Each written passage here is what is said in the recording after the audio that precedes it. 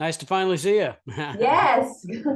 All right. Good morning. So I am on here with Sean Hazel, who is the owner of Homebridge Inspection, and just wanted to kind of talk about the importance of getting a home inspection when you're in the process of purchasing a house or property for that matter. It's extremely important, especially in this market. As you may know, the past 2, 3 years have been pretty bizarre in the Western Washington region. People waiving inspections and people going 100 grand over a bid.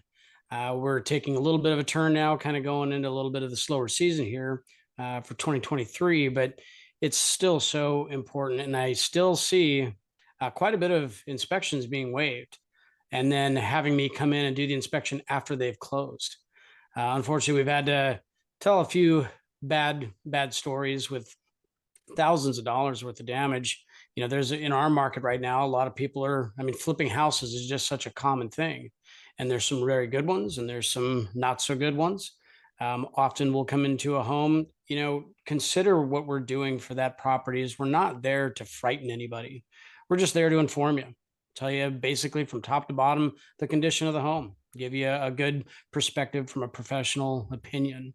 We're in the attics and the crawl space, checking out all the plumbing systems, heating systems, those core elements, your foundation, your roof, your HVAC system, your plumbing. Those things can often cost thousands of dollars for even the smallest repair. So Mhm. it's always good, especially considering that you're potentially dumping hundreds of thousands of dollars as an investment, and not too uncommon these days, but sometimes millions of dollars on a property. You want to know everything about it as much as you can possibly know about it moving forward. Yeah, yeah. And just can you give kind of an example on like a ballpark or a situation where somebody, doesn't get an inspection done and something that they could be up against financially after they purchase the property and they close and they get their keys and they're living in this space. Yeah, in fact, 2022, that was so common. I would say probably about 60% of our inspections that year were after they closed. There was such a high demand, as you know. I mean, people were coming in right and left, and a lot of people moving into Washington, coming in doing cash offers. There was a particular case where in Lakewood, somebody had moved into the home, gave me a call.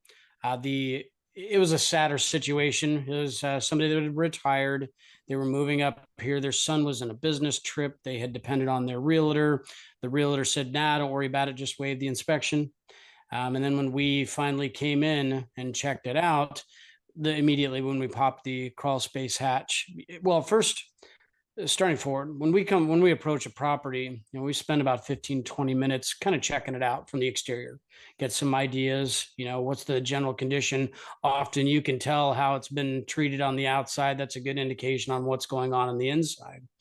Um, when we looked at the home, we'd noticed a lot of water around the property. Now, that's not immediately a concern. I mean, as you know, it rains here quite a bit and we get some heavy saturation for a solid few months there. But this was a little bit different. From the exterior in the backyard, there was a good standing 2 to 3 inches of water, and it hadn't rained in almost a week. So immediately that caught our attention. My first instinct was, let me just find the crawl space hatch and just pop the hatch before we really dive in to see what we're up against.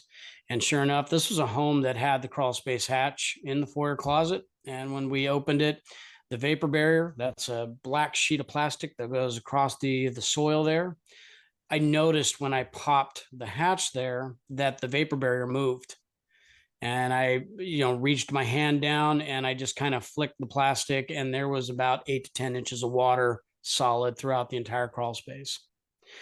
That was not a common situation on the waiving inspections, but one that immediately after we delivered our report, they got the professionals in there to find out what was going on.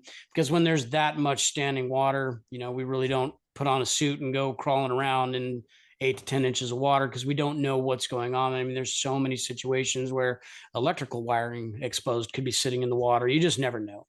Mhm. When we brought the professional in, the damage was about $17,000 worth of damage, because it had gotten into the structural components. There was rotted out columns and beams. What it was is there was a very large foundation crack and water was just coming in there for the longest period of time through a drain, their sewage line, and it had just been filling up. So it was a combination of things. You had the natural water from the soil working its way into the crawl space, and then you had a big plumbing leak that was just continuing down there.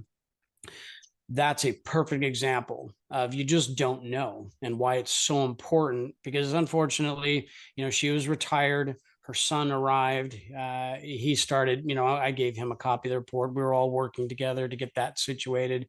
And he was, naturally very upset that he went off the advice in that very crazy market of just waive your inspection. We'll check it out later. I never recommend that. Even on new construction, you just don't know.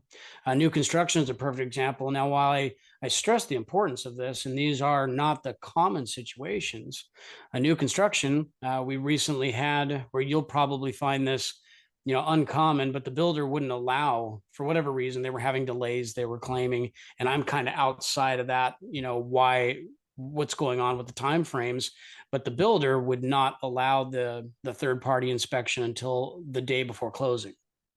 And it was very uncommon.